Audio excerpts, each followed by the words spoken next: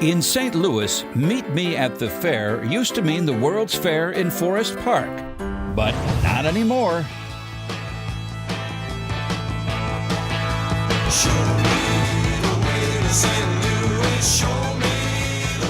Every year, on the second weekend in September, more than 100,000 people from all over the country come to Clayton, Missouri to experience the excitement of the St. Louis Art Fair, presented by the Centene Charitable Foundation. There is something about the St. Louis Art Fair that is just so captivating. It's a place to find beauty and whimsy. The wall space is already taken. I'm thrilled. They come to see form follow function. I make chicken footstools. It is inspiration and imagination. I kind of picture in my mind little stories, and I try to put it all in a little fire pit. Above all, the St. Louis Art Fair is 3 days of extraordinary fun. It's the best art fair in the country, bar none. You'll never see this many outstanding artists in one place again.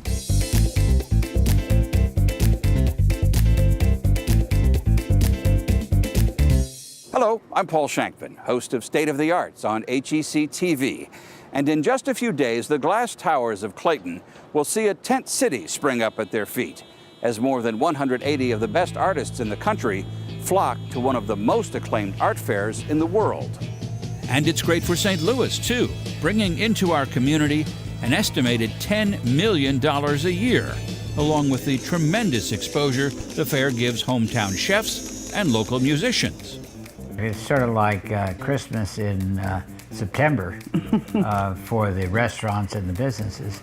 There is no charge to get in, so anyone can come and everyone is welcome. In the next few minutes, we'll take a peek not just inside the tents, but behind them as well, as we tell the story of how the St. Louis Art Fair comes together and stays together even after the last tent is folded, because that's when the art fair unfolds some amazing programs taking art into the community.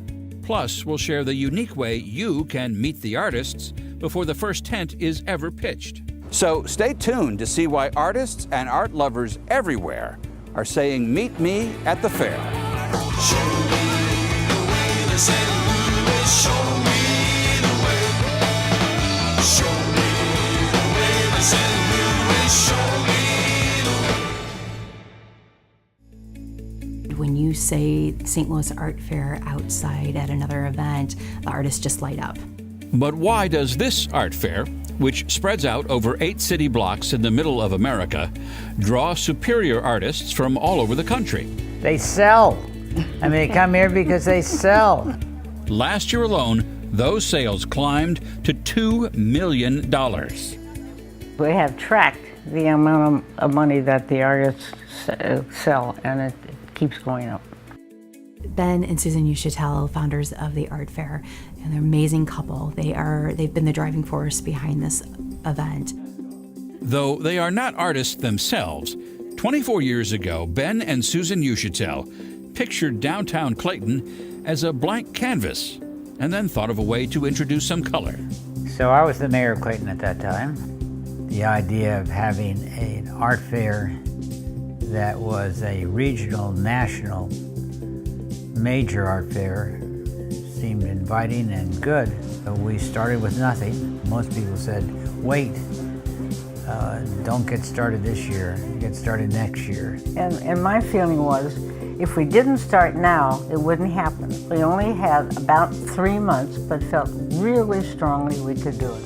Enterprise Rent-A-Car agreed to contribute the founding money. We moved very quickly, developed hard over the summer, and worked our tails off. It started on only a couple of streets in Clayton. Now it occupies almost every street in downtown Clayton. For the artists, getting the opportunity to be part of the St. Louis Art Fair is no walk in the park.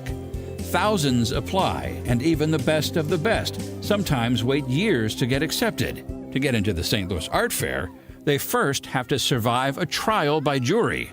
Luckily for them, in this case, justice is blind. It's a blind jury process. We have 5 jurors that we select.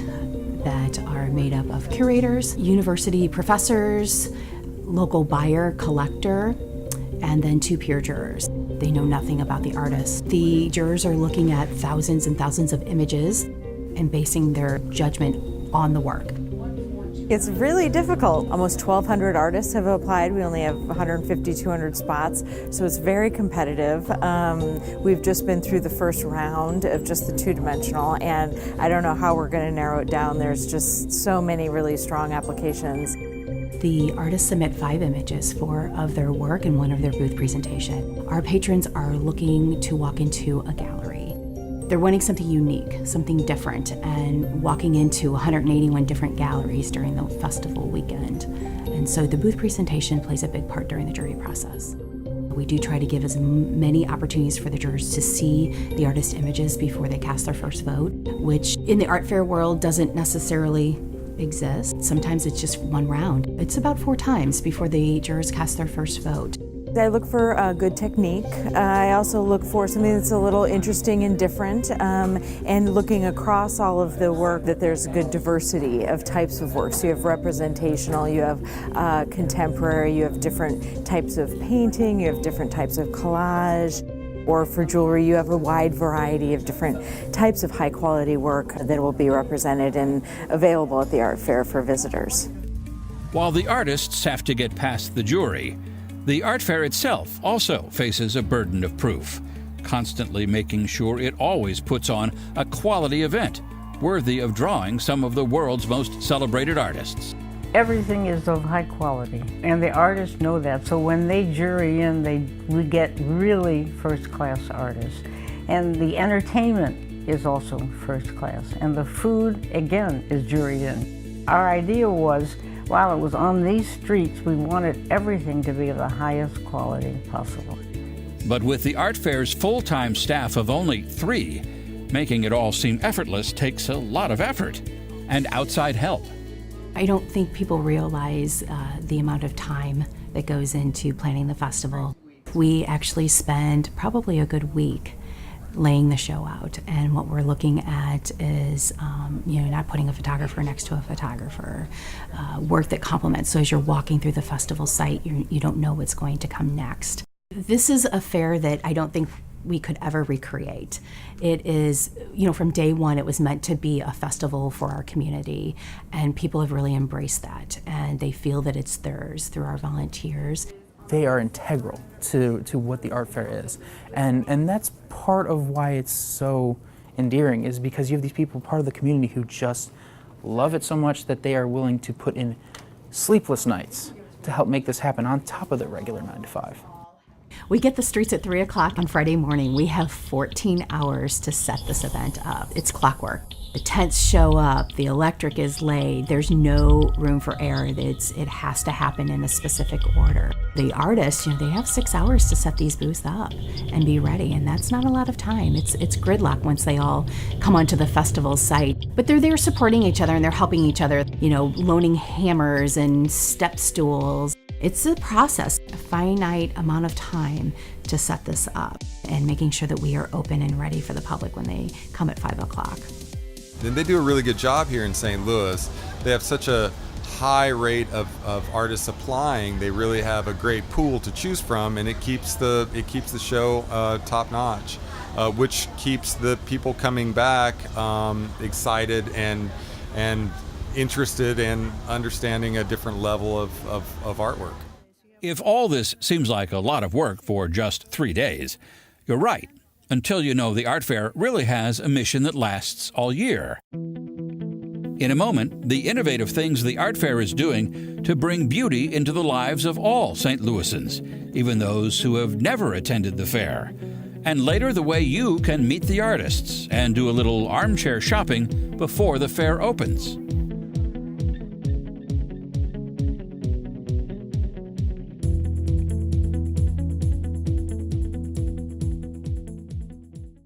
In a world full of nonstop media, the messages can be overwhelming. But there's one television station that stands alone, HEC TV. Many of HEC's locally produced shows and documentaries have won regional, even national awards. And although HEC TV is the leading producer of education, arts, and cultural programming in St. Louis, its reach is global, to be enjoyed anywhere, anytime at hectv.org.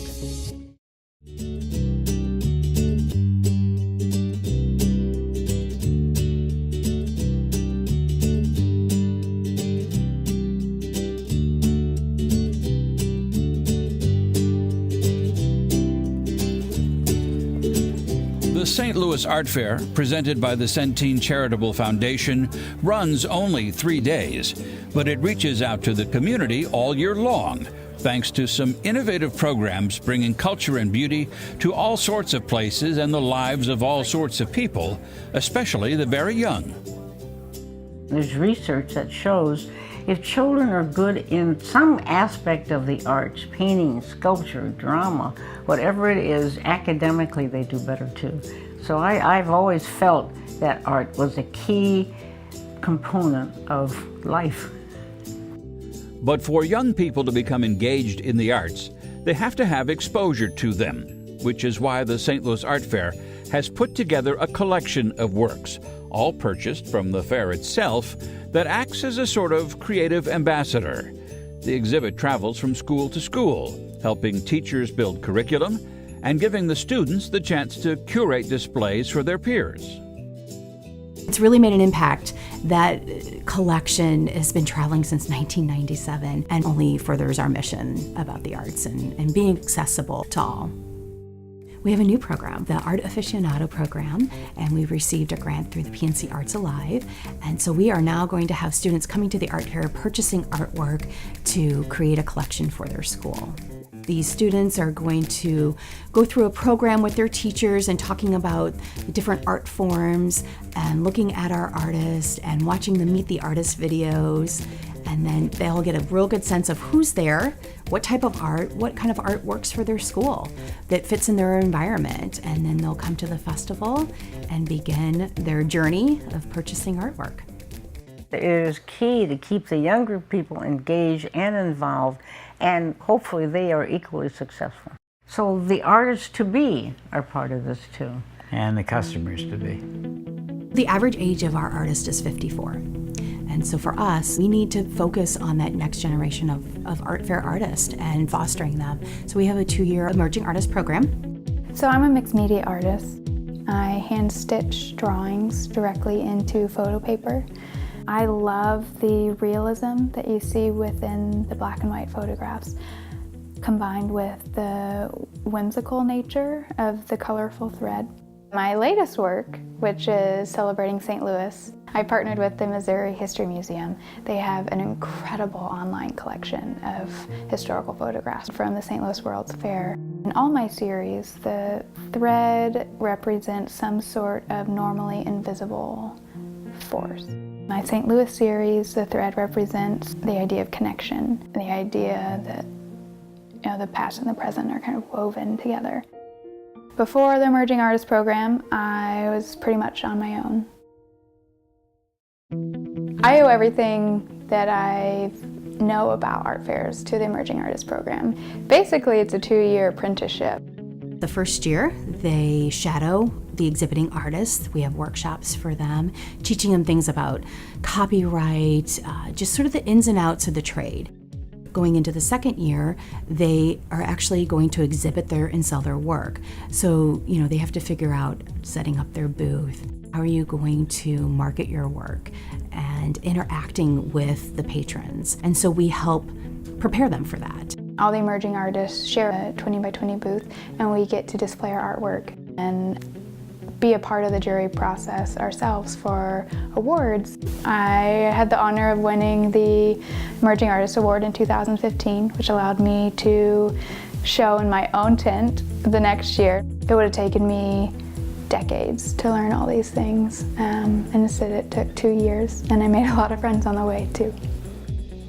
Part of the fun of going to the art fair is you never know what's around the next corner.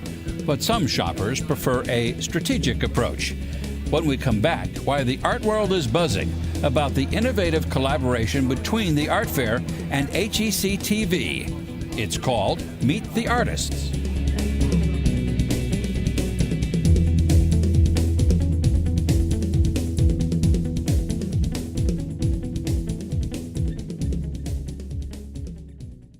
It's consistently ranked as one of the top art fairs in the country.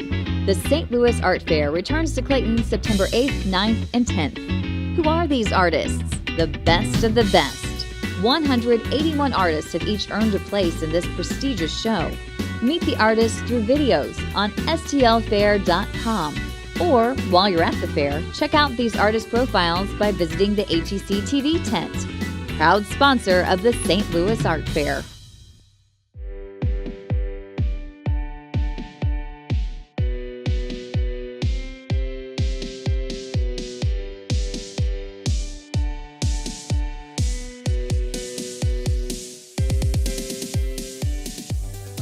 As seen on TV. Usually that means some sort of gadget you wish you'd have thought up first. But in the case of the St. Louis Art Fair, it means the chance to preview the artists and to see their work on video or on the go using the Meet the Artists app. For the past 2 years, HEC TV crews have been traveling to art shows and to artist studios around the Midwest, creating video profiles of the artists who will be pitching a tent at the art fair in St. Louis. Here are some samples of some of the best Meet the Artist profiles.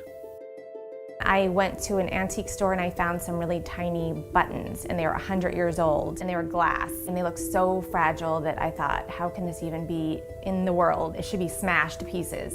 And I bought them, and I was like, someday I'm gonna make these. I took those to a teacher about 10 years later, after I had already been making different type of glass jewelry, and I asked her, how do you think I would make this? She pulled out this tubing, and prior to that I had been using rods, which was a different type of glass that was much less strong. People think that they're so fragile that they can't touch them, that they don't even want to come near my booth. So I have this little sign that says, keep calm, it's Pyrex. And they think that's hilarious. I didn't even know that that's what I was using until at my art fairs, people would start dropping them on the asphalt and they would like bounce, or they would just roll down the hill. If I make the wall of the bubble thick enough, then they do bounce and I don't need to worry. So once they see it in person and they can touch it and they can realize that it's not as fragile as you would think, or it's really light. Sometimes people think it looks so heavy. So just that in itself is extremely important. I hope that it makes people feel like, wow, what is that? And it catches the light, and definitely something that you don't see every day. Realizing that there's other people that like exactly what you like, that's very fulfilling. I love that it's all me, mostly. I used to be an interior designer, and my little thing that I told myself was, you get to do it your way the first time and then everybody else's way after that. So this is something that I get to do my way every time, 99% of the time. Cool and nice.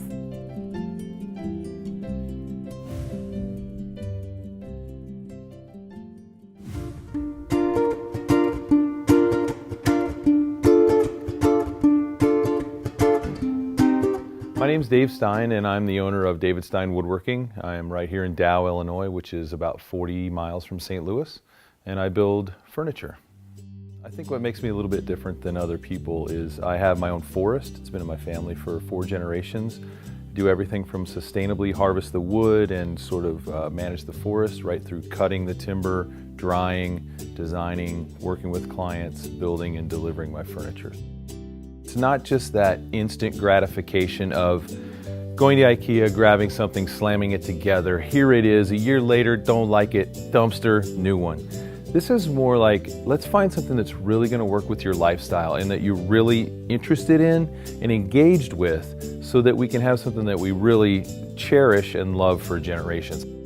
It's funny, now that I've been doing this for 20 years, a client will come along and I'll think of a piece of wood that I cut 15 years ago, and it's been waiting for that client all this time. So that's where the real sort of genesis of the design comes from. It's finding the right person with the right project and then having the right piece of wood to make that all come together. That is a really good aspect of working one-on-one with a craftsman.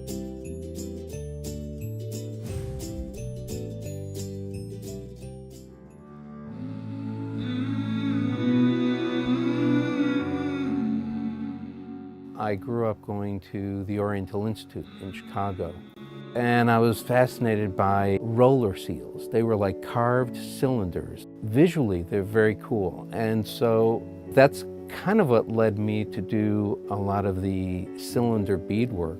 Everything I make is fabricated. In other words, nothing is like die stamped or cast. No forms are predetermined. I assemble everything. Make the gold, alloy it, roll it out, make wire or sheet, forge, file, lots of very, very intricate soldering. I kind of get lost in my work.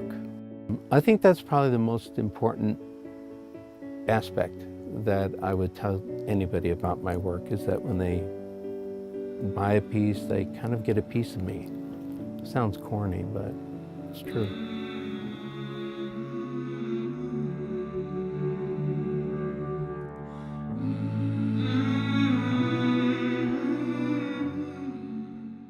Meet the Artist program has just been amazing.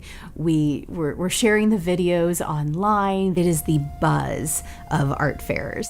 For the artist, it's a promotional opportunity for them. It's marketing that, might be difficult for them to go out on their own and do, and to tell their story and learn more about them and the meaning behind their work and what inspired them. It was a good way to get more information across, a little more in depth than I'm able to do at an art show when I'm talking to customers and there are lots of people there and I've got to deal with everything at once. It's a neat opportunity for me to get to share behind the scenes work, because sometimes people will see the chickens and they have no idea of how they're made or what goes into them. People have said, I saw it, I understand your art a little better, I love that you demonstrated. And I quite honestly have looked at a lot of the videos of the other artists as well, because I find out information even from artists that I know. I find out more information about their process, what they're excited about, and I just think it's an excellent, excellent educational opportunity.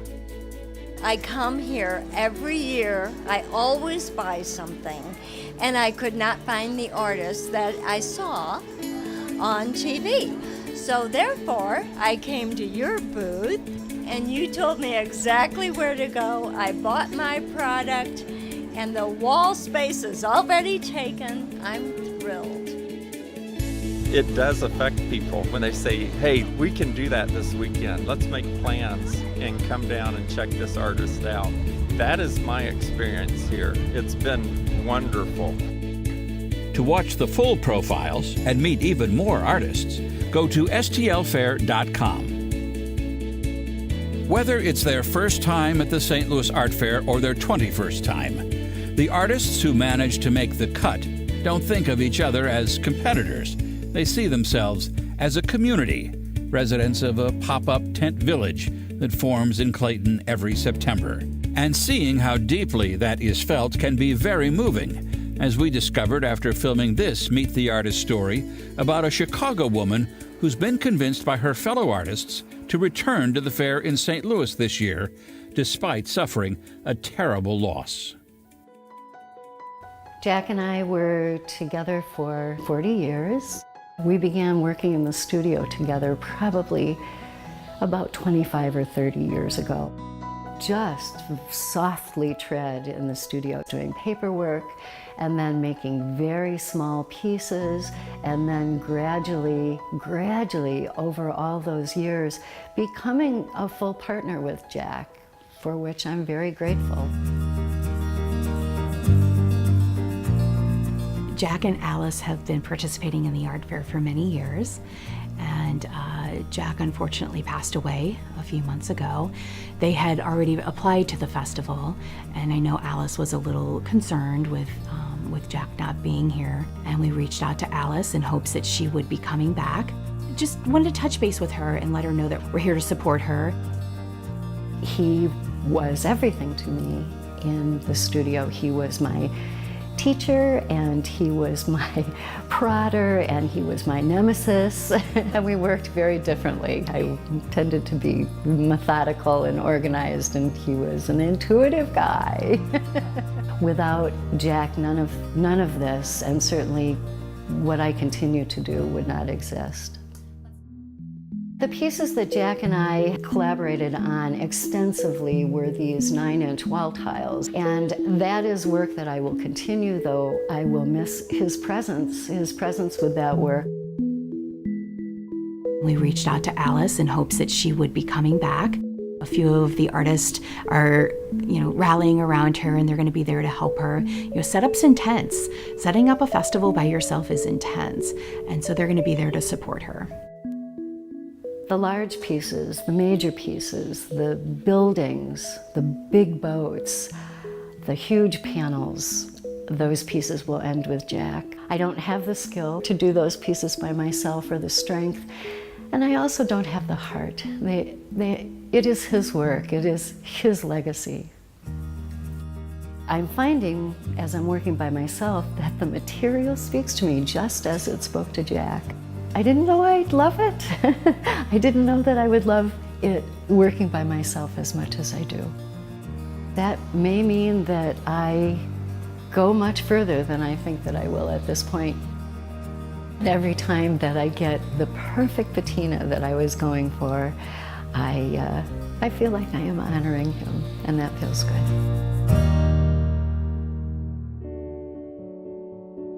There is something about this fair that brings out the best in both the artists who participate and the patrons who visit.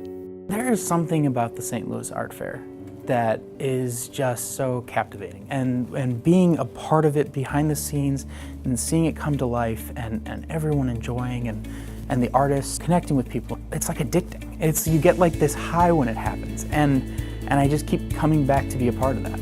The community embraces this festival. They come prepared, they're excited about the weekend. The artists tell us how excited they are to meet and talk to our patrons. They want to see these art festivals continue.